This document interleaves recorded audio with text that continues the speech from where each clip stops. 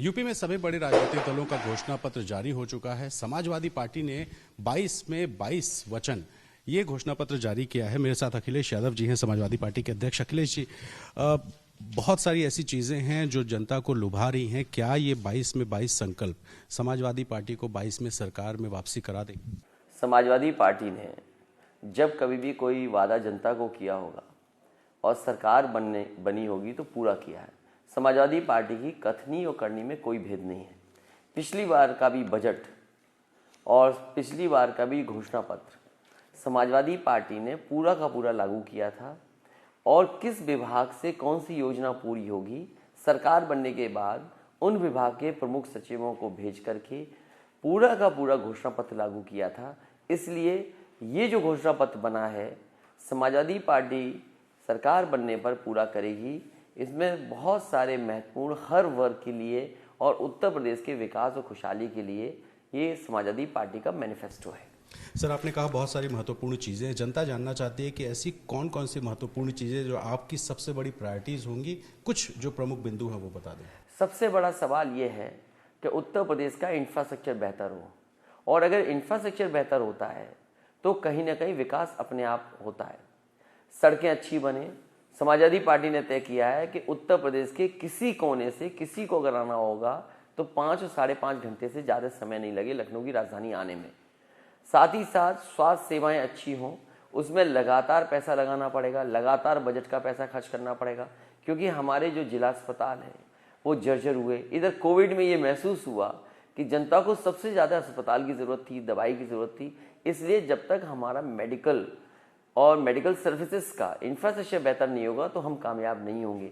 Covid में पूरी शिक्षा ध्वस्त हो गई है और खासकर प्राइमरी एजुकेशन बिल्कुल बर्बाद हो गई है। बच्चे पढ़ नहीं पाए, सालों साल उन्हें बैठना पड़ गया घर पे। तो कैसे स्कूल्स का इंफ्रास्ट्रक्चर बेहतर हो, कैसे पढ़ाई दोबारा शुरू हो। साथ ही साथ नौकरी और रोजगार का बड़ा सवाल है नौजवानों के सामने। पिछले भारतीय जनता पार्टी के 5 साल के कार्यकाल में जो भी नौजवान आया उसको अपमानित होना पड़ा, लाठी खानी पड़ी, क्वेश्चन पेपर्स आउट हुए, परीक्षाएं रद्द हुई। इसलिए समाजवादी पार्टी ने तय किया है कि जो व्यवस्था हो परीक्षा की, नौकरी देने की, वो व्यवस्था सरल हो, कम समय में लगे और इस तरह की कोई घटना ना हो जहां पेपर आउट हो जाए या क्वेश्चन पेपर रद्द करना पड़े। तो 10 लाख से ज़्यादा सरकारी विभागों में पद खाली हैं, वो भरे जाएंगे। वहीं आईटी सेक्टर में 22 लाख नौजवानों को क्वालिटी जॉब्स मिलेगा। और मैं इस बात को इसलिए कहता हूँ कि अगर समाजवादी पार्टी 14 से लेकर के 18 लाख तक लैपटॉप बांट सकती है तो 22 लाख आईटी सेक्टर में नौकरी देना संभव है। साथ ही साथ 1 करोड़ रोजगार कैसे निकले उत्तर प्रदेश में, उसके लिए इंफ्रास्ट्रक्चर, उसके लिए इन्वेस्टमेंट क्या हो। मैं उदाहरण दे सकता हूँ, जब SCL इंस्टीट्यूट उत्तर प्रदेश में बनी, लखनऊ में बनी, तो लगभग 6000 लोगों को यहाँ डायरेक्ट इनडायरेक्ट नौकरी रोजगार मिला है। इसी तरह मेट्रो के आ जाने से 2-2.5-3 हज़ार डायरेक्ट इनडायरेक्ट जॉब्स मिले हैं। सैमसंग का एक्सपेंशन हुआ है तो उसमें जॉब्स और रोजगार मिले हैं। तो इसलिए रोजगार, नौकरी का इंतजाम करना समाजवादी पार्टी की प्राथमिकता होगी। वहीं 300 यूनिट फ्री बिजली मिले, किसानों को सिंचाई मुफ्त हो, गन्ने का भुगतान 15 दिन के अंदर हो और किसान को धरने पे ना बैठना पड़े, इसलिए कॉर्पोरेट फंड बनाया जाएगा। सिंचाई पूरी फ्री होगी, किराना बाजार बनाए जाएंगे जहां सस्ता सामान गरीबों को उपलब्ध हो सके। साथ ही साथ समाजवादी पार्टी ने पिछली बार 20 रुपए में मजदूरों के लिए खाना के लिए कैंटीन बनाई थी। इस बार 10 रुपए में पौष्टिक खाना कैसे मिले गरीबों को, उस दिशा में भी समाजवादी कैंटीन बनाई जाएगी। 300 यूनिट बिजली और पेंशन, ये 2 ऐसे मुद्दे हैं जो सबसे ज़्यादा आबादी को किसानों के अलावा प्रभावित कर रहे हैं। क्या ये फिजिबल है कि 300 यूनिट बिजली यूपी जैसे बड़े स्टेट में 25 करोड़ की आबादी में दिया जाए, और पेंशन जिस पर ऑफ रिकॉर्ड बीजेपी के लोग बोल रहे हैं कि 10,000 करोड़ तो आपने जो गवर्नमेंट का कंट्रीब्यूशन था वही नहीं दिया था 2012 से 17 के बीच में? भारतीय जनता पार्टी या उनके दल क्या कह रहे हैं, सवाल ये नहीं है।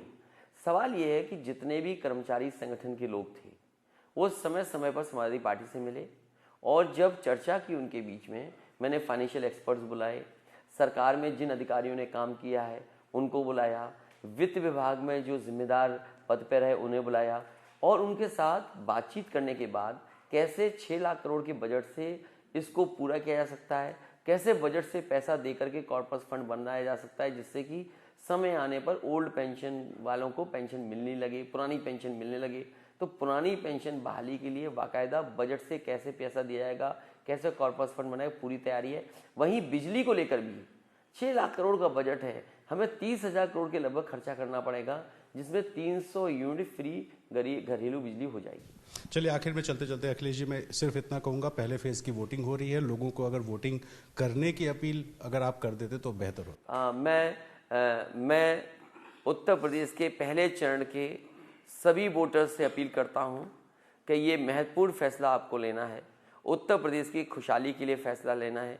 और मुझे पूरा भरोसा है कि जब आप वोट डालने जाएंगे तो उत्तर प्रदेश की गंगा जमुनी तहजीब और उत्तर प्रदेश को खुशहाली और तरक्की के लिए आप मतदान करेंगे, और ज़्यादा से ज़्यादा मतदान करें, एक भी वोट छूटे नहीं, हर वोट पड़ जाए, ऐसी मेरी उम्मीद है।